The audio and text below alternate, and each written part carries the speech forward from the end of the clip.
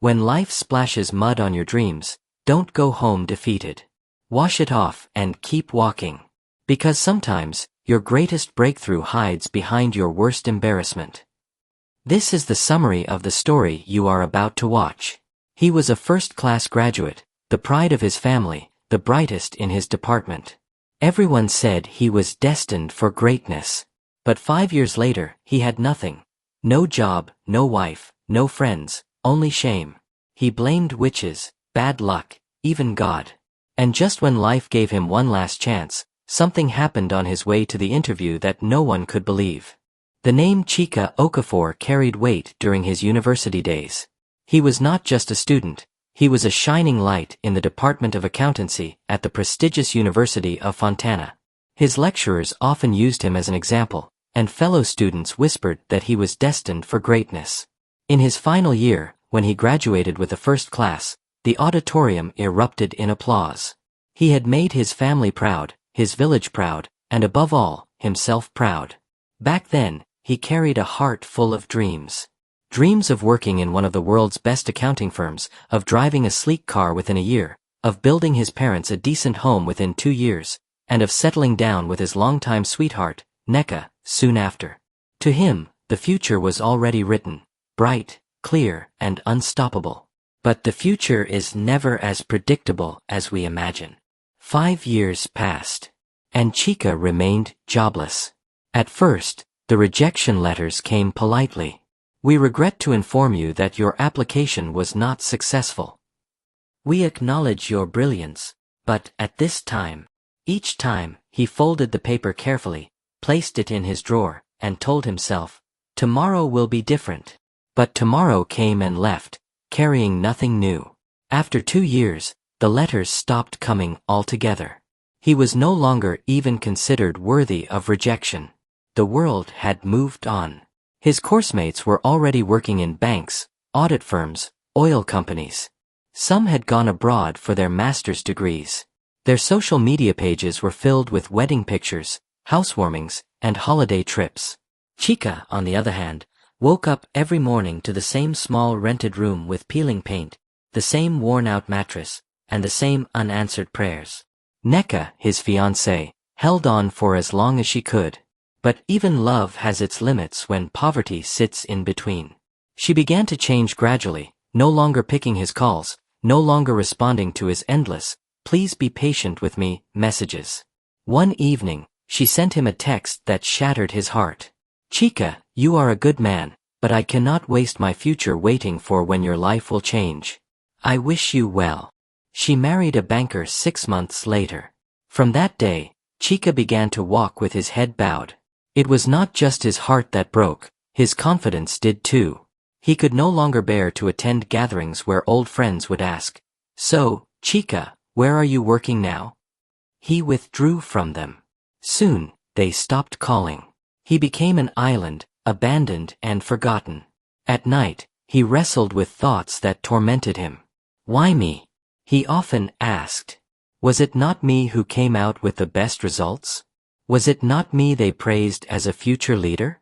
The more he asked, the less answers he found. And so he turned to explanations that gave him some comfort. Witches from his village must be holding him down. Maybe a familiar spirit had tied his destiny. Maybe his enemies had vowed he would never rise.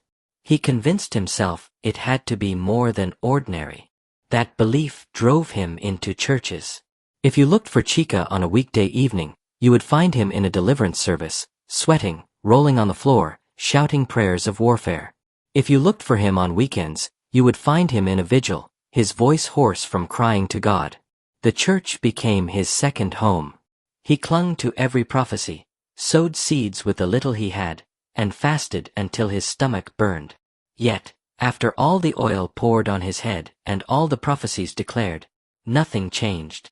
But a man cannot live on prayers alone. He still had to eat, to survive, to pay rent.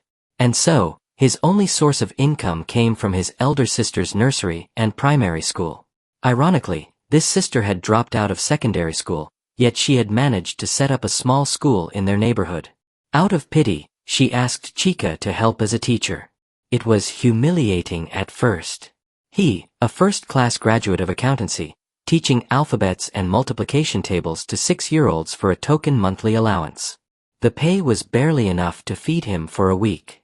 But pride does not fill an empty stomach. He stayed, even though every time a parent recognized him as the brilliant Chica of Fontana University, his heart bled. At 29 years old, Chica had nothing to show for his brilliance. His shoes were worn out, his shirts faded, and his future uncertain. Each day, as he walked past the gates of banks and companies, watching well-dressed young men his age drive in, a sharp pain pierced his chest. What did I do wrong? He asked himself again and again. By the 5th year, even his neighbors whispered about him. Some called him Mr. Graduate of Nowhere. Others joked that he was cursed. Mothers warned their daughters not to get close to him. Don't waste your life on a man who has no future, they said. Chica heard it all. He felt it all. He carried shame like a heavy cloak he could not take off. But still, somewhere deep inside, a tiny spark of hope refused to die. He told himself each morning, as he looked into the cracked mirror on his wall, one day, things will change. One day, my story will be different. But until that day came, he remained the graduate without a future. When the world turns its back on a man, he looks for where to lean. For Chica, that leaning place became the church. It started with Sunday services, then midweek Bible studies, but soon those were not enough. He found himself at every prayer meeting, every vigil, every crusade, every deliverance service in town. He clung to the hope that somewhere, somehow, a word from God, a touch of anointed hands, a bottle of oil, or the thunder of prayer could break the invisible chains holding his life hostage. And so his nights were spent more in the house of God than in his own room. If you went to the mountain for prayers, you would find him there, kneeling, eyes swollen from crying. If you passed by the stadium during a crusade, you would see him lying flat on the ground among thousands, begging heaven for mercy. His neighbors mocked him for turning church to his second home, but he didn't care. What else did he have? One Friday night, during a powerful vigil, the preacher shouted, "There is a young man here. The reason you have not moved forward in life is because witches from your father's village tied your destiny under the sea. But tonight, if you pray with all your strength, that chain will break." Chica jumped to his feet, certain that the prophecy was his. He screamed, prayed, rolled on the floor.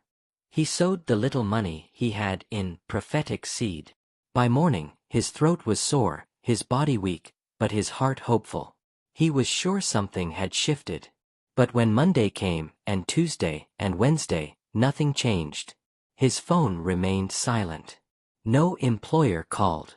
And so the cycle repeated. One prophet declared his problem was ancestral curses. Another said it was spiritual wife. A third said he needed to break the yoke of stagnation. Chica ran from altar to altar, pastor to pastor, sowing every coin he had. Sometimes he went hungry just to plant a seed. Other times, he starved for days in dry fasting, believing hunger could twist God's hand into blessing him. Yet, at the end of it all, his pockets remained empty. His teaching job at his sister's little school gave him barely enough to survive. At the end of the month, he collected his tiny pay and spent most of it either on food or in church offerings. His clothes grew older, his shoes thinner, his hope weaker. But the worst part was not the poverty. It was the loneliness. Friends had abandoned him long ago, ashamed to be seen with a man who once promised so much but had nothing to show. His fiancée had moved on. Even women in the church avoided him. For in his community, a man without money is not a man. A man without a job is not fit for love. Whenever he tried to show interest in a lady, he met the same rejection, polite smiles followed by silence, or blunt words like, "Brother Chica, you're a good man, but I can't marry a man who is still struggling." So he poured his love into God instead, clinging to the church pew as if it could heal his heart. Yet, even as he prayed, there were nights he lay awake and whispered into the darkness, "Lord, are you listening? Or am I just wasting my life?" One night, after another exhausting vigil, he returned to his room, his body weak and his mind heavy. He dropped on his bed and stared at the ceiling, thinking of the years that had passed. He was nearing 30, with no savings, no career, no family. Only prayers. Only tears. And suddenly, for the first time, a dangerous thought entered his mind. What if nothing ever changes? What if this is all my life will ever be? Fear gripped him. He shook his head, muttering, "No, God forbid. Delay is not denial. My miracle is on the way." But deep inside, the doubt remained. The following Sunday, his pastor preached on the story of Job, how God restored him after all his suffering. Chica held onto those words like a drowning man holds a rope. He clapped harder, shouted louder, gave more than he could afford. Yet, when service ended, he still walked back to his small room, dusty shoes kicking the stones on the roadside, his heart heavy with questions he dared not ask. Each passing day, he grew wearier. His voice at vigils became weaker, his fasting shorter, his seeds fewer. He had prayed until words lost their meaning, fasted until his stomach knew no hunger. He had given until there was nothing left to give. Still, the heavens remained silent. It was in the middle of this despair that his miracle began to approach. A door he never expected was quietly swinging open, but he did not know it yet. At that moment, all Chica could see was emptiness. His hands were tired from lifting, his voice tired from shouting, his knees tired from kneeling. He was a man still praying, but praying on empty hands. It was a hot Tuesday afternoon. The sun hung heavy over the little neighborhood where Chica lived, beating down on the zinc roofs until they glowed like fire. He had just returned from his sister's school, dusty and tired, when he heard a knock on his door. At first, he thought it was one of the children from the compound. But when he opened it, he froze. Standing before him was a familiar face from the past, Ikenna, his old classmate from the University of Fontana. Ikenna! Chica gasped, his eyes widening. Chica! The two men embraced tightly, laughter mixed with the surprise of meeting after so many years. Ikenna had changed. His shirt was crisp, his watch gleamed, and the fragrance of success seemed to follow him. Chica, in contrast, wore a faded shirt and slippers. He suddenly became aware of his surroundings, the peeling paint on the door, the cracked floor, the emptiness of the room. But Ikenna smiled warmly, pretending not to notice. After the initial greetings, Ikenna sat down and spoke the words that would shake Chica's life. Chica, I heard something today and I couldn't stop thinking of you. There's an opening at the multinational firm where I work, Global Audit and Partners. They're looking for young accountants, fresh and brilliant. As soon as I saw the notice, your name came to my mind. You should apply. Chica's mouth fell open. For a moment, he thought he hadn't heard correctly. He blinked and asked, You mean, Global Audit? The multinational? Yes. Ikenna nodded eagerly. Send in your application immediately. The deadline is this week. For a few seconds, Chica just stared, unable to move. Hope, something he had buried long ago, suddenly flickered inside him like a candle struggling against the wind. His heart pounded in his chest. Ikenna, thank you. Thank you, he said, his voice breaking. That night, Chica sat at his wooden table, pulling out his old CV, carefully updating it. His hands trembled as he typed, but for the first time in years, his eyes shone. He prayed over every line, whispering, Lord, let this be the one. 2 weeks later, an email dropped into his inbox. Dear Mr. Okafor, we are pleased to inform you that you have been shortlisted for an interview at Global Audit and Partners. Chica read it once, then again, and again. His eyes filled with tears. His hands shook so badly he nearly dropped the phone. For a long moment, he could not breathe. After 5 years of rejection, after endless vigils and fasting, finally, the door of opportunity had opened. He fell on his knees, sobbing. Thank you, Lord. Thank you, Jesus. My shame has ended. The next Sunday, Chica could not keep silent. He rushed to the altar during testimony time, his voice ringing with excitement. Praise the Lord, he shouted. Hallelujah, the congregation replied. Chica's eyes glistened as he spoke. Brethren, you all know my story. For 5 years, I have been looking for a job. For 5 years, I have cried and prayed. But this week, the Lord has remembered me. I have been invited for an interview at a multinational accounting firm. My season of shame has ended. The God who never fails has lifted me up. The church erupted in applause and shouts of joy. Some clapped, some danced. The pastor smiled broadly. Church, stretch your hands and pray for Brother Chica. This is his appointed time. His destiny cannot be stopped.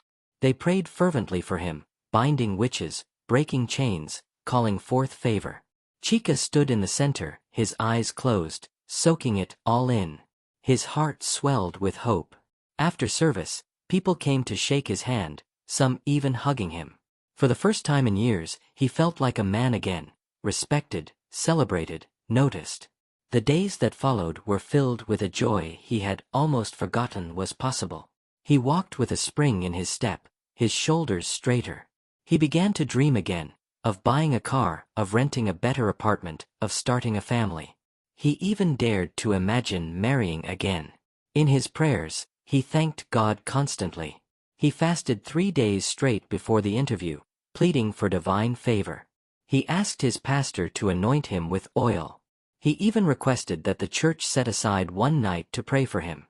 Father, he whispered each night before bed, this is my chance. Please don't let it slip away. Prove to the world that you have not abandoned me. But amid his joy, there was one problem. He had nothing suitable to wear for the interview. His shirts were worn, his trousers faded. The only pair of shoes he owned had cracked soles. He lay awake one night, staring at the ceiling, his joy battling with worry. How can I appear before a multinational firm like this? He muttered to himself. God, you opened the door. Please, help me not to be ashamed. Little did he know that worry would lead him to another twist in his journey, one that would test his faith and shake his hope. For now, though, Chica's heart was full. For the first time in years, he saw a ray of light breaking through the long night of his despair. A ray of hope. The letter for the interview sat neatly on Chica's wooden table, but every time he looked at it, another question burned in his mind. What will I wear? For a multinational company like Global Audit and Partners, appearance mattered. He knew this. He had seen their staff in polished suits, crisp white shirts, shining shoes. And then he looked at his own wardrobe, 2 faded shirts, both with thinning collars, and trousers so worn out that the seams had begun to fray. His shoes had cracked soles, patched more than once. His joy of being shortlisted began to fight with the shame of his reality. What if they laugh at me before I even sit down? He thought, anxiety gnawing at his heart. That evening, he went to see his neighbor and old school friend, Ibuka. The two had grown up together, but life had treated them differently. Ibuka, though not as brilliant as Chica in school, had managed to find a decent job after his uncle helped him. He was married now and lived in a modest but respectable way. Chica knocked on his door hesitantly. When Ibuka opened, Chica forced a smile. "My brother," he began softly, "I need your help." Ibuka looked concerned. "Chica, what is it?" Chica sighed and explained. "I have this interview at Global Audit, but I have nothing to wear. No suit, no shoes worthy of such a place.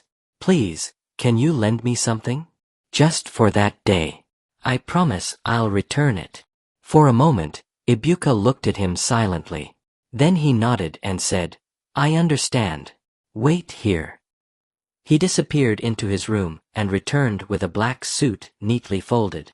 "This is the suit I wore on my wedding day," he said. "It's not brand new anymore, but it's clean, decent, and it will serve." Chica's eyes filled with tears as he reached for it. "Ibuka, God bless you. I will take care of it like it's my own. I promise to return it just as I received it." "Don't worry," Ibuka replied with a smile. "What are friends for? Just go and succeed. That's all I want to see." When Chica got home, he tried on the suit. It didn't fit perfectly, the sleeves were a little short, the shoulders slightly broad, and the trousers tighter than he would have liked. But as he stood before his cracked mirror, he could not help but smile. For the first time in years, he looked like a professional. For the first time, he could picture himself sitting in a corporate office, signing documents, holding meetings, being respected. He polished his old shoes with extra care, brushing them until the dull leather had a faint shine. They were still cracked, but he told himself, "No one will notice if I walk carefully." That night, sleep refused to come. He lay awake rehearsing answers to possible interview questions. Tell us about yourself. Why do you want to work with Global Audit? Where do you see yourself in 5 years? He whispered his answers into the darkness, over and over, until the words became prayers. Lord, give me wisdom. Let them see beyond my clothes. Let them see my brain. Please, Lord, this is my chance. At midnight, he got up, lit a candle, and prayed fervently. He knelt in his small room, tears streaming down his face. Father, you gave me this opportunity. Do not let it slip from my hands. You know how I have waited, how I have suffered. This is my redemption. Let shame end in my life. Let this suit, borrowed though it is, be the garment of my destiny. By morning, he was exhausted but filled with determination. He folded the suit carefully into a nylon bag, hung his shirt neatly, and laid everything out like a soldier preparing for battle. In the days leading up to the interview, he imagined what life would look like if he got the job. He saw himself sending money to his parents in the village, helping his sister expand her small school, walking into church proudly as a testimony of God's goodness. He dreamed of proposing again, this time not as a broke man begging for patience, but as a man who could provide. Hope painted new colors on the canvas of his mind. For the first time in years, the world seemed bright. Still, under that brightness lay a shadow of fear. What if I fail? What if they reject me again? The thought haunted him, but each time he shook his head and muttered, "No, this time will be different. God did not bring me this far to abandon me." The night before the interview, he ironed the suit with careful hands, pressing out every wrinkle as though smoothing out the scars of his past. He shined his shoes one last time, placed his documents in a neat brown envelope, and knelt beside his bed for a final prayer. "Lord," he whispered, "this suit may not be mine, but tomorrow, I believe I will walk into my own destiny." He closed his eyes, his heart heavy yet hopeful. Tomorrow was the day. Tomorrow, everything would change. But he did not know, destiny sometimes tests a man with fire before handing him gold. And on his way to the interview, something would happen that would stretch his faith to the breaking point. The morning sun looked kind that day. Chica stood before a cracked mirror, adjusting the lapels of a borrowed suit that had seen better days. It hung loosely around his shoulders, the sleeves a little long, the trousers slightly wide at the knees, but to him, it was royal attire. His friend's wedding suit had now become his garment of hope. He couldn't stop whispering prayers as he fastened the buttons. "Father, please," he murmured. "Just this once. Let today be the day you remember me." His sister watched him from the doorway with misty eyes. She couldn't offer much, only a smile of faith and the 500 naira note she had managed to save from the school's petty cash. "For transport," she said softly. Chica nodded, swallowed the lump in his throat, and whispered, "Thank you, Ada." The road to the company was far. He boarded an Okada to save time. The early morning breeze brushed against his face, carrying the scent of dust and exhaust. The city was alive, men in suits hurrying to work, women balancing trays on their heads, and buses roaring like impatient beasts. He smiled for the first time in years. Maybe this was the day everything would change. When the bike stopped near the company gate, he paid the rider and began to walk briskly. The tall glass building shimmered ahead like a mountain of dreams. He imagined himself inside, signing reports, handling accounts, shaking hands with clients. His chest swelled with hope. Then, life happened. A black SUV came speeding from nowhere, slicing through a puddle left by last night's rain. Before Chica could move, A wave of muddy water rose like a curse and splashed all over him. His white shirt turned brown, his borrowed suit soaked through, his precious documents dripping with dirty water. He froze. The world went silent for a second, then erupted. "Ah! See this wicked driver!" someone shouted. "No even stop," another cried. Chica stood motionless, staring at himself, dripping, trembling, ruined. And then he saw her, a young woman in the back seat of the SUV, her face pressed against the window. Their eyes met. She mouthed, "I'm sorry," and waved slightly before the car sped off, disappearing into traffic. The crowd hissed and cursed. But nobody helped. He tried to speak, but no words came out. His heart pounded so hard that it hurt. He wanted to scream, to chase the car, to rewind time, anything. But all he could do was stand there, drenched and broken, the interview papers in his hands now nothing more than a pile of wet pulp. When he finally moved, he walked like a man who had just been shot. He asked for tissue, for water, for help, but everyone turned away. They had their own problems. For 5 long minutes, he stood at the roadside, thinking, should he still go? Or should he go home? He looked down at his clothes. The stench of dirty water hit him. The ink on his documents was bleeding into unreadable smears. His heart sank deeper. "No," he whispered. "I can't go like this." It was madness to show up at a multinational firm looking like a soaked beggar. So he turned back. He would go home, wash, iron, and return quickly. Maybe God would still show mercy. Maybe the interviewers would still be there. He took another Okada, his heart racing with desperation. The wind against his face was now cold and cruel. At home, he stripped off the wet clothes, washed, and ironed them frantically, praying between every movement. The clock ticked louder than his heartbeat. "God, please hold time for me," he whispered. "Please, just for today." When he finished, the suit was barely dry, but he didn't care. He wore it hot from the iron, grabbed his half-dried documents, and ran out again. The road back felt longer this time.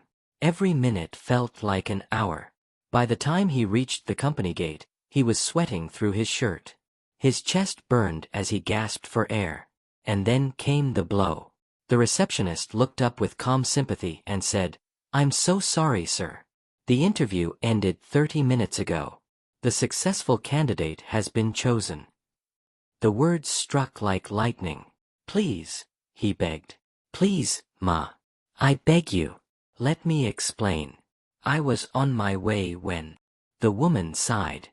"Sir, I'm sorry. The panel has left already." Chica dropped his head. The tears came uninvited. He had fought so hard, prayed so hard, and still, life mocked him. But mercy has a strange way of showing up late. The lady at the desk, seeing the pain in his eyes, hesitated. Then she whispered, "Wait. Let me talk to them. Just wait here." And that single act of kindness would open a door that neither of them could imagine. The receptionist walked quickly down the hall, her heels clicking like a countdown. Chica stood still, hands clasped, lips trembling. Every second stretched into eternity. She returned after 5 minutes. "They said they've finished," she began, "but there's one candidate who didn't show up, a certain Chica Nwafer. Are you him?" He nodded rapidly, voice shaking. Yes, ma, that's me." Her eyes softened. "Then come with me." Chica followed her into the corridor, his knees weak, his mind spinning. He could still feel the dampness of his half-dry clothes clinging to his skin. He wanted to hide, to disappear, but this was his only chance. The door opened into a cold conference room. 3 panelists sat behind a long table, papers spread before them. They looked up, surprised. "This must be the late candidate," one of them said, removing his glasses. "You came after the session ended." Chica swallowed hard. "Sir, I'm sorry. Please, I can explain." He told them everything, the bike ride, the muddy splash, the ruined documents, the frantic rush back home. His voice cracked midway, and his eyes glistened with tears he could no longer hide. The room fell silent. For a long moment, no one spoke. Then, the eldest interviewer leaned back and said, "Young man, you still came back?" "Yes, sir," Chica replied, barely audible. "Because I've waited 5 years for this chance. I couldn't let it go." Another panelist exchanged glances with her colleague. "That's impressive determination," she said softly. They whispered among themselves for a moment, then one of them asked, "Do you still have your CV?" Chica hesitated. His soaked documents were inside his bag, still wrinkled, but he pulled them out carefully. "Sorry, sir," he said, embarrassed. "They got wet. But they're still readable." The older man smiled faintly. "Life sometimes tests us in strange ways. Sit down, Mr. Nwaffer." And there, right there, Chica sat for an impromptu interview he would never forget. He didn't speak like a desperate man anymore. He spoke with fire, the fire of pain, faith, and hope reborn. His words came from the heart, his ideas sharp, his answers steady. When it ended, one of the panelists said, "We'll be in touch." He nodded, thanked them, and left quietly, not knowing that one of the interviewers had already written beside his name, "Resilient. Must hire." Outside the gate, Chica lifted his face to the sky. The same sky that had watched him cry for years now watched him smile through tears. Maybe that lady who waved from the SUV was not just anyone. Maybe she was destiny in disguise. He didn't know it yet, but the same lady would cross his path again, in the most unexpected way. If this story touched your heart, don't just scroll away, hit that subscribe button right now. Because part 2 will break your heart, heal it, and leave you speechless. Don't miss it. Subscribe and stay with us for the next chapter.